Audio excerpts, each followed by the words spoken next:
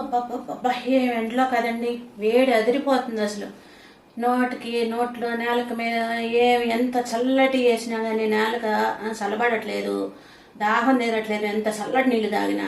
ఓ రోజు మాల్కి వెళ్ళానండి, మాల్ అంతా తిరిగి తిరిగి తిరిగి తిరిగి తిరిగి వేడిగా ఉందిలేని ఐస్ క్రీమ్ తెచ్చుకొని ఓ బల్ల మీద కూర్చొని తింటున్నానండి.